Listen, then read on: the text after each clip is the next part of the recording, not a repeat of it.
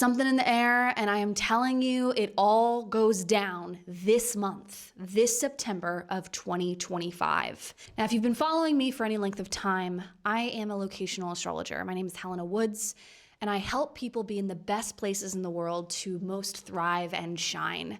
And in this video, I'm going to be talking about the world and what we can expect with this gnarly eclipse happening at the end of September. If you've been following me for any length of time, you may remember my videos from several years ago where I talked about Donald Trump's chart and the connection that he has with the United States birth chart and these transits that we are going through.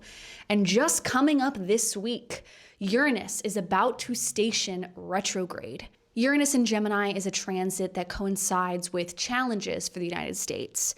And Uranus just entered Gemini. This happens once every 84 years. And what's really interesting about this month in September is that Uranus will station retrograde for the first time during this Uranus in Gemini transit. What does this mean? Well, this is kind of like an exclamation mark. This is a point where we are going to notice something shift or change or a redirection of something, where something gets louder. Look to Gemini in your chart. What whole sign house do you have Gemini in? I expect there'll be a lot of changes, unpredictability, or disruptions in that part of your life. But when we're talking about the world, when we're talking about mundane astrology, which is world predictive astrology, Uranus in Gemini is a massive time specifically for the United States. Why is this? Because Uranus is in Gemini in the United States birth chart. So this is getting very loud. Now we are in this storyline for the next 7 to 8 years until 2033 is when this story comes to a close. We just got started with it this summer of 2025, but this retrograde station is going to be very, very important to witness. So pay attention to this upcoming day. But there's another eclipse that I really want us to pay attention to, and that's the first one. The eclipse, the lunar eclipse in Pisces. Now, with eclipses, they are accelerations of fate. They are wild card moments. They open doors, they close doors. But when we're talking about the world, the eclipse that is most challenging is going to be the second eclipse in Virgo, the solar eclipse, the new moon eclipse in Virgo on September 21st and 22nd, depending on your time zone. Let's get into the map and talk about where in the world we can expect some news and information and possibly big events happening using astro maps. So here we can see the eclipse that is happening in Pisces. The moon will be conjunct the north node in Pisces. So there's an amplification, an increase, some sort of drive, desire that's pushing us. But look at this. It's opposing the sun conjunct the south node. This is an eclipse when the nodes are with a full moon or new moon. Now, in this case, it is a full moon. So there's like an escalation of emotions, of feeling, of celebration, of bringing something to light. But it is also, the sun is conjunct the south node. So there is a little bit of tiredness with this. The sun is our willpower, our will, it's our energy, it's our life force. When the sun is conjunct the south node, there is a little bit of a drain or a tiredness with our ambitions and our goals. Here's the thing that's really helpful about this upcoming eclipse is it is ruled by Jupiter because the moon is in Pisces, traditionally ruled by Jupiter. Now let's take a look at Jupiter and see what Jupiter is doing to get more context here. Jupiter is in Cancer in its place of exaltation. So there's a lot of faith, there's a lot of belief, of hope, of wanting to create our dream lives, our dream home life, to find home, to feel that sense of belonging and nourishment in our lives and our dreams. And Jupiter is trining the moon, conjunct the north node. So we have support, we have resources, we have help here. And Jupiter is also squaring Mars within 1 degree. And Jupiter square Mars is this energy of adventure and a little bit of friction, but it's this kind of energy that is pushing us forward. Let's take a look at the chart and see where is this happening. Where in the chart is, some places where we could expect some information to come out or some news in the world. This eclipse, the sun-moon conjunction by degree, by the exact minute, is going right through Minneapolis, right through Kansas, and right through, right next to Houston, Texas, and Louisiana. And then it's going through Mexico. So these are some places where we can expect some activations with this upcoming eclipse, whether there's news coming out about this area. We did just have, unfortunately, that awful, devastating church shooting that happened in Minneapolis. This will be literally, a week after that event. So I wonder if there's some sort of protest in Minneapolis or some sort of events that are happening. Now, the other place in the world to keep an eye on is the sun moon. This eclipse will be going through Paris and the Netherlands, Belgium, going through Barcelona. Is there some sort of, pushback on immigration themes? We've been seeing that since March of this year, 25, when the Saturn-Neptune conjunction began in Aries, which is going over all this whole area here on the geodetic map. And we've started seeing pushback against tourism in Barcelona. We've started seeing more crackdowns on immigration, programs taken away for expats, for Americans that have moved abroad. A lot of programs and resources are being taken away from Americans living overseas. We're starting to see more citizenship by descent programs being taken away. I think this is going to be a continuation for the next several years in Europe. A couple other places to just keep an eye on. We got one here in India, an eclipse. The eclipse is going through India, exactly. The eclipse that's really more challenging, that I'm more nervous about, is the new moon solar eclipse in Virgo at 29 degrees, a critical degree. This is an anaretic degree. Anytime we have planets at 29 degrees, that is when, I don't want to put it as simply as that's when trouble ensues, but I've just tracked this in my own life. When things happen, it's often because a planet's at 29 degrees. My husband, for instance, he had our drone stolen when Mercury was in Gemini at 29 degrees, which is the degree of thieves. And like literally things happening that day. When I've had like an argument with my husband, the moon was at 29 degrees, in the 12th house, right? Like, so it's every time I've noticed this every time when planets are at the 29th degree, there's just not the greatest things can come up, or just critical things come about. And this eclipse is going to be at 29 degrees. So I'm not at all liking this eclipse. I am absolutely laying low these days. I am probably not going to be posting on social media, just like not dealing with anyone's drama or BS or whatever, because this just looks really gnarly. I'm probably going to be hanging out at home, chilling, staying safe, making myself a cup of tea, reading a book, taking the day if I can. No meetings. That's why I personally would recommend for you, if you can, if you're able to. Now, this eclipse will be at 29 degree and it'll be opposing Saturn. So Saturn represents fear, resistance, restriction, isolation, depression, coldness. It's also work and effort, challenge, blocks, barriers. So, and also this eclipse is, in addition, it's ruled by Mercury. And Mercury cannot see the eclipse. Mercury is in aversion to the eclipse. Mercury's in Libra, which is, the house next to Virgo where this eclipse is. And so it can't help this eclipse. One of the things that's really important to do as astrologers is to look at the ruler of a transit to see, can we get help? Can we get resources? Can we get a hand here? And that's where we look to the ruler of the event to see what's happening. And so in this case, for example, the eclipse is happening in Virgo. So we would look to Mercury being the ruler of Virgo. And where is Mercury in the chart? Mercury is in Libra, nice position, but it's in aversion to the eclipse. It's next to, it's in Libra. It's can't see it. Mercury cannot see the eclipse. It can't help anything here. It can't help this eclipse situation here. So, Mercury is opposing Neptune. So this is just a very sleepy, draining, tired eclipse. It's a very tired energy. So, and let's pull up the map to see what are some places to keep an eye out on in terms of more challenging things coming about. I mean, Iran is one of the places. The eclipse will be going right through Iran here on the map. It'll also be going through Oman and the Middle East here. Now, there's always going to be an orb of influence, so it doesn't have to be directly exactly in the places that's going through. It's also going to be going through Australia, close to Melbourne here. We have an eclipse here in the Mackay area of Australia. And then a couple other places just to note. And then also we have the eclipse going through Southern California, Oregon, Washington, and the Vancouver area. Always concerned about wildfires in the fall in this area, Canada, Kelowna, And then, of course, Southern California. I grew up in San Diego, California. I grew up with my classmates, students in my class as a kid in elementary school, in the theater growing up, kids, their houses burning down. This is, as a Southern California girl, I grew up with this every fall. Every September and October, wildfire season begins and houses get destroyed. This is very common and awful, but I am concerned and worried that we're going to have more of these themes anywhere on this eclipse angle, or anywhere on where this eclipse is happening. That sun moon exactly by the minute, by the degree, will be happening right here. So it's just some places to pay attention to. When we get into September 21st and 22nd, this is really going to be a time to go easy on yourself.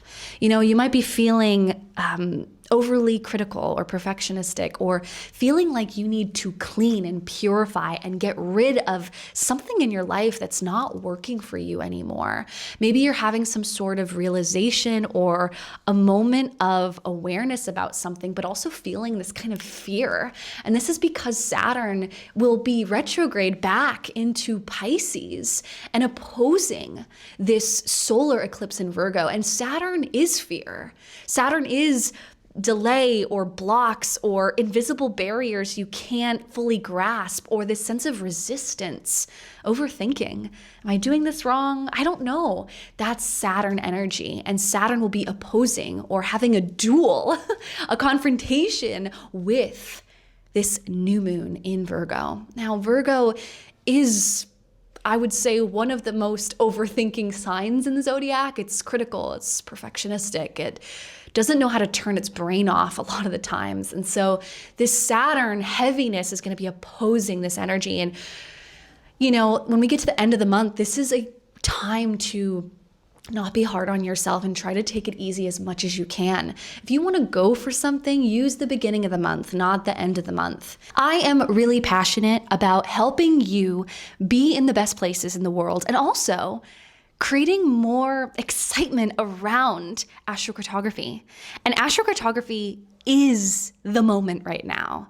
It's having a moment. I don't know if you've noticed, but everyone is hopping on the astrocartography train, and I am here for it. And that's why my locational astrology certification program, which I opened up 1 year ago in May of 2024, is now open again for the second time. This program only opens up one time a year. It's sacred, it's special, it's beloved. This program has changed lives.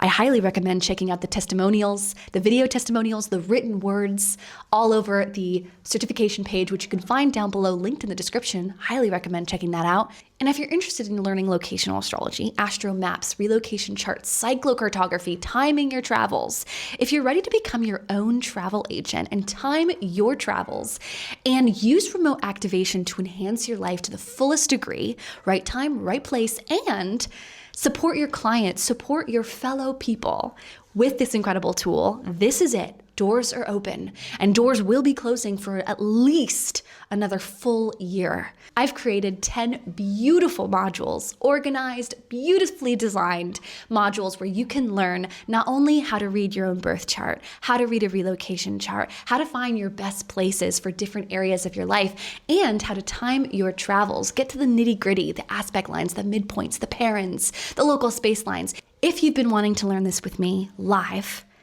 for the only time for at least another year, the doors are open, and the early bird discount is happening right now until September 12th. So if you want to lock in this early bird rate and get this massive value-packed program, the locational astrology certification is open and ready for you if you feel intuitively like it's a fit. If you're ready to get going, I'm excited to see you in our first live class once Mars enters Scorpio. All the information is included down below in the link, so check that out. And remember, September 12th, price will be going up, and then September 18th, doors will be closing for at least a full another year. This is your chance. If you've been wanting to learn this, this is your moment right now. It's time to up-level, and astrocartography is the wave to catch. Let's continue with today's video. Now, one other thing I want to show you, I'm going to take off the parents here, which are very important. And if you're not using those on your astrocartography maps, you're doing astrocartography wrong. You definitely got to use those parents. They're very important. But I want to pull up the geodetic map so they can see that for a second. In addition to that eclipse that's going through California and, this Canada area, Uranus on the geodetic map, stationed retrograde in Gemini, going through this area. When I think of Uranus and Gemini, I think of revolution. I think of power to the people. I think of people protesting. I think of people using their words to fight back. I also think of technology booms or the rush to create new innovations with technology. This is Uranus trine Pluto right now. We're in this time, but that Uranus on the geodetic map in Gemini is happening right here.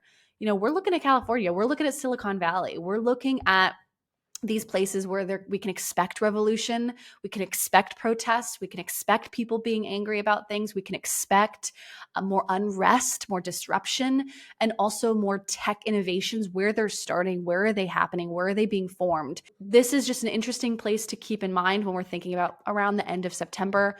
Not only do we have this Uranus geodetic line, which is going to be there for a long time, just kind of hovering over that area, but also the eclipse lines are going exactly in that area at the same time, which is interesting. Now, at this time of this September 21st, Uranus will be retrograde for the first time in Gemini, really in our lifetimes. So the last time that Uranus was in Gemini was, World War II. So if you were alive during World War II, then you've already experienced a bit of Uranus and Gemini. But for those of us that are younger, Uranus and Gemini, this is the first time that we are experiencing it retrograde. And that Uranus line is going through the west coast of the United States. So we can expect themes. Now look at that Uranus-Pluto trine. This is the increased acceleration of tech innovation, of inventions, of resources, of AI, cryptocurrency, right? All these futuristic ideas. We are in the collective age of this moving fast. And this is something we're going to be experiencing for a while. You might not even realize it on a day-to-day basis because this is a collective, more mundane transit that we're experiencing all together. This is more of a symbol of our times. It's also sextiling Neptune. This is just a huge time to be alive. What a time to be alive during this. It's really like industrial revolution for our modern age. I for one am thrilled to be alive during this time, to witness history, to witness life and humanity going through massive change.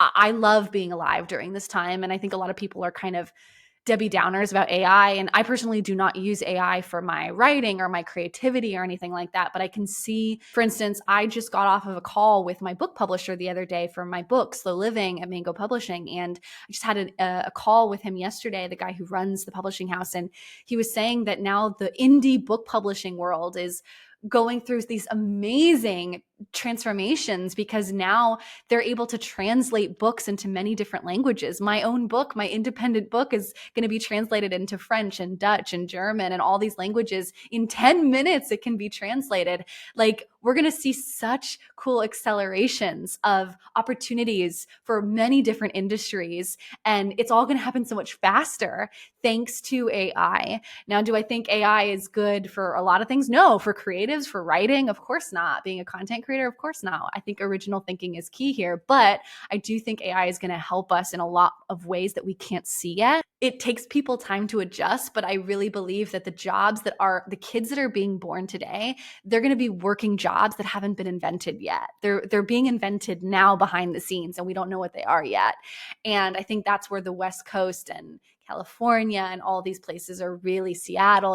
These are going to be places where a lot of this is formed. And so I'd be really curious if you at all work in the tech industry, if you work in AI, if you work in these kind of innovative, very Uranus and Gemini like fields. I'd love to hear from you. Let me know down below in the comments. And if you want to share anything, let us know what kind of cool things are you cooking up, because if you live on the West Coast, I'd be really curious to hear, especially if you have a Uranus, if you're living on a Uranus MC line or a Pluto MC line, your work is so much bigger than you. You're here to bring some information or a tool or some sort of work to the greater collective. I've had so many clients of my own, astrocartography clients, people who've been the founding people in Facebook, people who work in politics, high-level people that are doing massive things. They often live on Pluto MC lines or Uranus MC lines because their work is so much bigger than them. Their work is part of a collective shift in trend, and it's not just for them.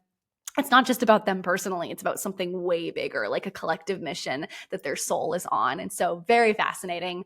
As you can see, my Jupiter on the ascendant self is very optimistic about the future, but I digress. I'm making this video because I just had a client reading the other day, an astrocartography client of mine who actually, she's been waiting a year and a half to have a private reading with me. And this is why, by the way, I just want to say, this is why I created my certification program and my directory of readers, which you can book with an astrocartographer at any time, my trained and certified readers at helenawoods.com/directory, which I'll include a link down below if you'd like to find your most aligned reader. But this is why I created this program and this offering, because astrocartography is so in demand, and everyone wants to have a reading with a qualified and skilled locational astrology specialist, someone who actually knows what they're doing, someone who's looking at parents, someone who's looking at aspect lines, someone who's looking at midpoints, someone who's looking at the timing of this using cyclocartography and relocation charts. And we are looking for truth, and we're looking for people who can go in depth. And so because of this, I've created a directory of readers to help support you if you are looking for a reader that is most aligned for you. But anyway, going off on a tangent, Mercury and Gemini has to go off on a tangent. But anyway, my reading with my client the other day, she was telling me, I really love those videos that you make about the world predictions and eclipses and all that. So those are the places in the world to keep an eye on. Again, the September 7th eclipse, I am not nearly as concerned about as the September 21st eclipse.